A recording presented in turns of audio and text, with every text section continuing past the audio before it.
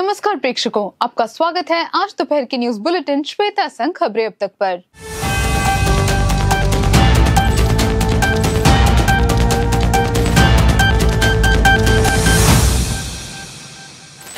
कलमशेरी सरकारी पॉलिटेक्निक में बड़े पैमाने पर गांजा बरामद, 3 छात्र गिरफ्तार।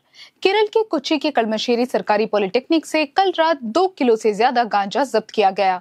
होली मनाने के लिए कॉलेज के हॉस्टल में नशीले पदार्थ रखे गए थे। पुलिस और DANSAF ने जांच की। मामले में 3 लोगों को गिरफ्तार किया गया है, जिनमें छात्र आकाश और अभिराज शामिल हैं।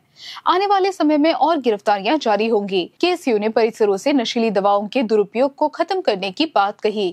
कासरगोड से शुरू हुई कैंपस जागरण यात्रा एर्नाकुलम जिले में प्रवेश करेगी। केएसयू ने सरकार के नेतृत्व में नशीली दवाओं के खिलाफ लड़ाई में सभी जरूरी मदद करने का दावा किया है। केरल के 10 जिलों में 74 स्थानों पर पेयजल दूषित, देश के 9 राज्यों में समस्या। केरल के 10 जिलों में 74 जगहों पर पीने के पानी में अशुद्धियां पाई गई हैं। आलपुरा, इडुक्की, पालक्काड, वायनाड, कन्नूर, कोझिकोड इनमें से कुछ जिले हैं। देश के 7 राज्यों के 96 जिलों में 11,348 बस्तियों में दूषित पानी है। इन राज्यों में आसाम, बिहार, उड़ीसा, पंजाब, राजस्थान और त्रिपुरा शामिल है। सरकार ने पानी में पाए जाने वाले आयरन, नाइट्रेट्स और रेडियो यूरेनियम की भारी धातुओं के दूषित पदार्थों के खिलाफ कोई सख्त कार्रवाई नहीं की है। यह किडनी और लिवर को प्रभावित कर सकता है, जिससे मौत हो सकती है। जल संसाधन स्यायी समिति ने केंद्र से ऐसे संवेदनशील क्षेत्रों में सुरक्षित पेयजल उपलब्ध कराने के लिए तत्काल कदम उठाने का आग्रह किया। सांसद के राधाकृष्णन का दावा, संसद सत्र खत्म होने तक वह किसी भी जांच में शामिल नहीं होंगे।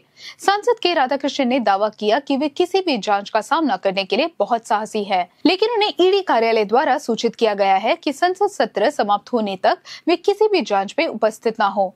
पार्टी और सरकार ने बताया कि निवेशकों को उनका पैसा वापस मिलना चाहिए। उन्होंने दावा किया कि कल शाम को करुवन्नूर सहकारी बैंक काले धन मामले में उन्हें ईडी का नोटिस मिला था और इसलिए वे उपस्थित नहीं हो सके। उन्होंने दावा किया कि केंद्र सरकार की एजेंसियों ने उनका विरोध करने वाले नेताओं को खत्म करने की कोशिश की।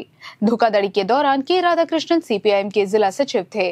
पहले ईडी ने उनकी संपत्ति जब्त कर ली थी और अब अंतिम आरोप पत्र तैयार किया जा रहा है। पयंगाड़ी दुकान के मालिक ने दावा किया, सिरप के अभाव में बूंदें दी गई थी। कन्नूर के पयंगाड़ी में एक बच्चे की हालत गंभीर थी, जिसे गलत दवाइयां दी गई। खदीजा मेडिकल शॉप के मालिक EK नासर ने दावा किया कि सिरप के अभाव में ड्रॉप्स दी गई थी। मालिक ने स्पष्ट किया कि दवा की खुराक निर्धारित नहीं थी। आज उनकी गिरफ्तारी दर्ज की जा सकती है। मेडिकल शॉप के खिलाफ लोगों का विरोध जारी रहा और मालिक पर नॉन बेलेबल धाराओं के तहत गिरफ्तारी का आरोप लगाया गया। पिछले शनिवार को बच्चे के पिता ने दुकान से सिरप के बजाय कैलपोल ड्रॉप्स खरीदी, क्योंकि बच्चे को बुखार था। बाद में बच्चे को लिवर की समस्या हो गई और उसे कन्नूर केरल के मिम्स अस्पताल में भर्ती कराया गया। उत्तर भारत में रंग और प्रार्थनाएं, सांप्रदायिक दंगों से बचने के लिए सावधानियां। उत्तर भारत में होली का जश्न बड़े पैमाने पर मनाया जाता है, जिसमें रंग गुलाल उड़ाए जाते हैं, होलिका दहन किया जाता है और मिठाइयां बांटी जाती है। यूपी समेत देश के कई शहरों में पुलिस हाई अलर्ट पर है, जिसमें संभल से लेकर दिल्ली तक शामिल है। संभल अलग अलग समुदायों के बीच संघर्ष का केंद्र स्थान है। देशों की स्थिति में पुलिस को रिवॉल्वर चलाने और टीयर गैस के गोले चलाने का प्रशिक्षण दिया गया है। हिंदू और मुस्लिम दोनों समुदायों से आश्वासन लिया गया कि नमाज और होली जुलूस का समय अलग अलग रखा जाएगा। होली खेलने वाली जगहों पर पुलिस को तैनात किया गया और ड्रोन से निगरानी की गई।